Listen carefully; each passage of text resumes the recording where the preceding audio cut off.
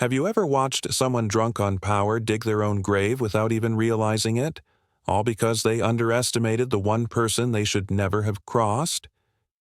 Well, this is the story of how a smug and self-important homeowners association thought they could bully a sheriff of all people by targeting the one thing he loved most, his horses, and how their arrogance led them straight into one of the most humiliating defeats of their lives. It all started when the sheriff, let's call him Mark, moved onto a beautiful piece of land just outside the city limits. Mark had spent years serving his community with honor, protecting people from criminals, dealing with domestic disputes, and doing all the things that come with wearing a badge. But outside of work, his heart belonged to his ranch. He had a few acres of wide-open space, a modest but cozy farmhouse, and most importantly, his horses. Majestic, strong, and gentle creatures that gave him peace after long, stressful days on the job. Those horses weren't just animals to him, they were family. The sound of hooves on the dirt, the smell of hay in the barn, the quiet bond between man and horse, those were the things that grounded him, that kept him sane in a job that often showed him the darkest sides of humanity. But as peaceful as his land was, trouble was brewing nearby. A newly formed HOA had started expanding its reach into areas around his property. Run by a handful of board members who loved rules more than reason, they thrived on control. You know the type. Clipboards in hand, sour expressions on their faces, people who suddenly feel like kings and queens the moment they get a sliver of authority over their neighbors. They were the kind of people who issued fines for having a garden gnome an inch too tall, or for leaving trash cans out a few minutes too long. And when they set their sights on Mark's horses, they thought they had found their next target. It began with a letter. A thin, official-looking envelope slid into Mark's mailbox with bold letters at the top. Notice of violation. According to the HOA, his horses were in violation of the community rules. They claimed the animals were a nuisance, unsightly, and against the aesthetic standards of the neighborhood.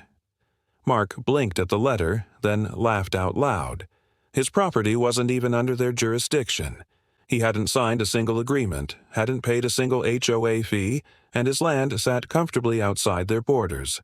To him, it seemed like a silly mistake. So he tossed the letter aside and went about his day, saddling up his favorite horse, Daisy, and taking her for a ride across the fields as the sun set in a blaze of orange.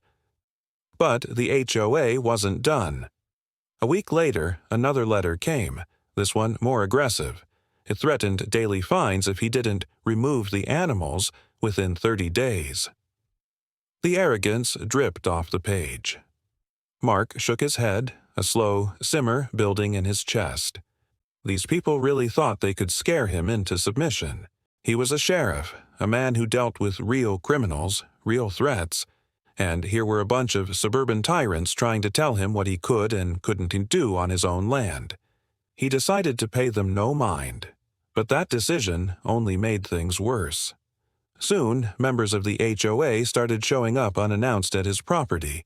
They'd stand at the fence line snapping pictures of his barn and horses like paparazzi, muttering about violations and fines. One even had the nerve to bang on his front door, demanding to inspect the property. Mark's jaw tightened, his hand twitching toward the badge he wore with pride. He told them, in no uncertain terms, that they had no authority over him, and if they ever stepped onto his land without permission again, they'd be trespassing. You'd think that warning would shut them down, but no, their arrogance blinded them. The HOA president, a woman named Carol, was especially relentless. She strutted around like she owned the entire neighborhood, barking orders and threatening anyone who dared to defy her. To Carol, Mark's horses weren't just animals. They were a challenge to her authority, and she was determined to win. She started rallying other HOA members, stirring up complaints, and even spreading rumors that the horses were dangerous. Parents were told not to let their kids play near the sheriff's property. Whispers circulated that the animals carried diseases, and the board began drafting official sanctions. Every time Mark checked his mailbox, there was another letter waiting, each one more aggressive than the last. For weeks, Mark tried to keep his cool. He stacked the letters in a neat pile, documented every uninvited visit, and kept his horses calm despite the growing tension. But then came the breaking point. One evening, after a long shift, Mark came home to find Daisy spooked, her eyes wide, nostrils flaring. Someone had tossed trash and broken bottles near the fence line, clearly to rile up the horses. Rage coursed through him.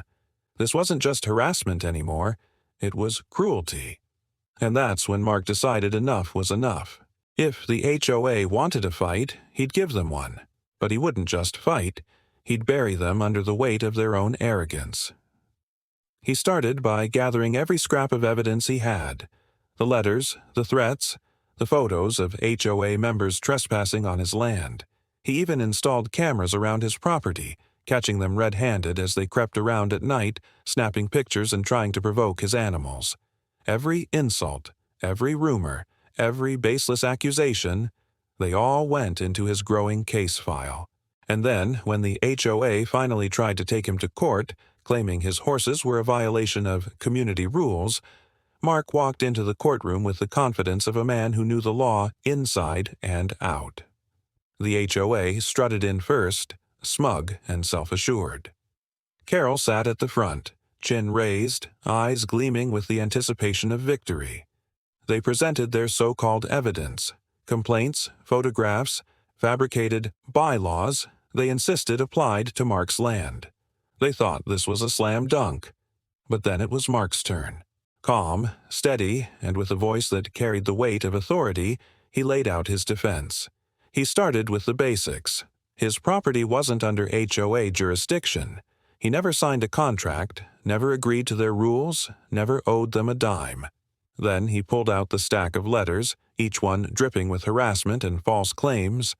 He showed the photos of them trespassing, the videos of them harassing his horses, the evidence of bottles and trash thrown near his fence.